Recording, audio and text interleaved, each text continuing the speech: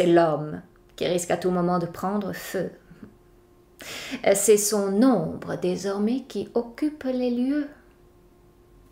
Nous assistons à sa dissolution aujourd'hui, à sa descente en enfer, mais qu'il vit comme une montée au paradis. Ah non, il ne va pas mourir, pas encore. Il va juste souffrir le martyre, sans s'apercevoir qu'il n'y aura bientôt plus personne pour l'ensevelir.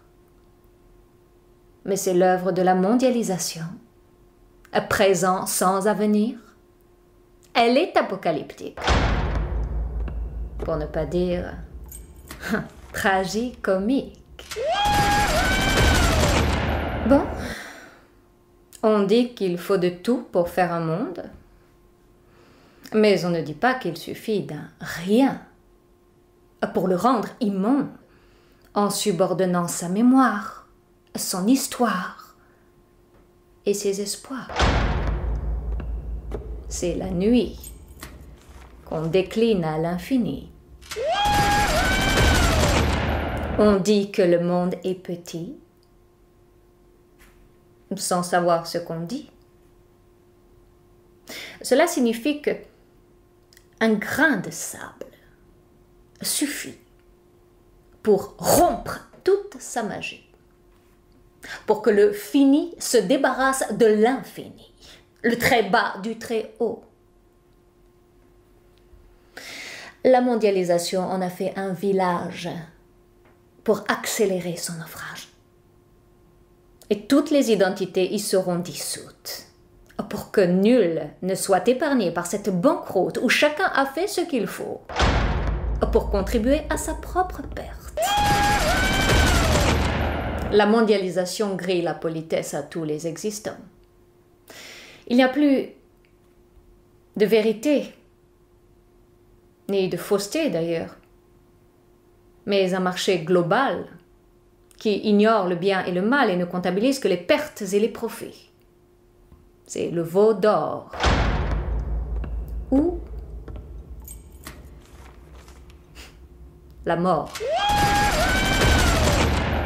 La mondialisation opère en faisant de nous des opérants, des coopérants, des agents doubles qui se desservent en croyant se servir, qui se vident en croyant se remplir et qui s'appauvrissent en croyant s'enrichir.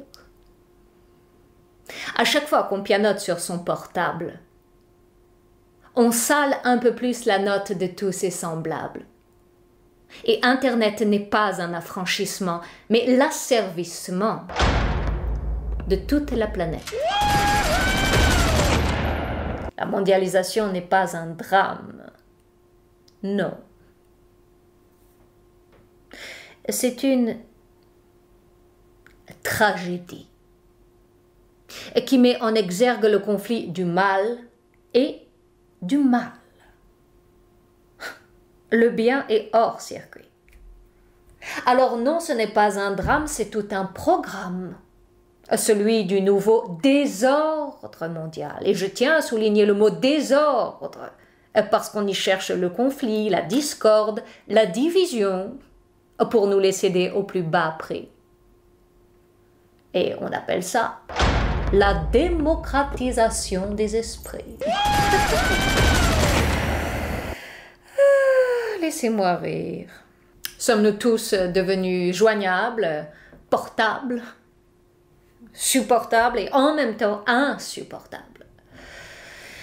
Tous prêts pour se mettre à table, faire table rase de tous nos petits désaccords et s'accorder pour construire ensemble un monde sur du sable.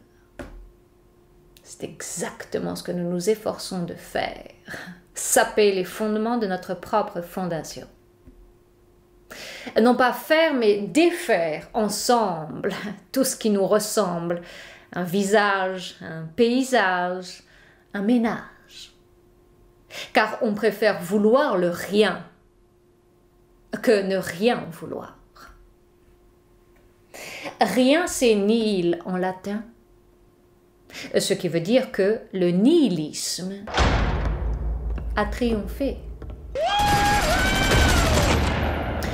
Et on déballe tout, puisque désormais toutes les valeurs se valent. Et on devient mytho sur les réseaux sociaux, on se la raconte grave. Ou parano, en distinguant les plots et en révélant des complots. Tout le monde dénonce tout le monde pour abréger nos souffrances, quitte à désagréger le monde. Mais nous ne sommes plus seuls au monde, tout soliste est un terroriste en devenir. Donc, tous ensemble, ouais, pour préserver l'image du monde. Ils ont créé un monde à côté de la vie et qui n'a rien de vivant, en se jouant de notre volonté de représentation. Et ce monde, celui de la mondialisation, n'existe pas.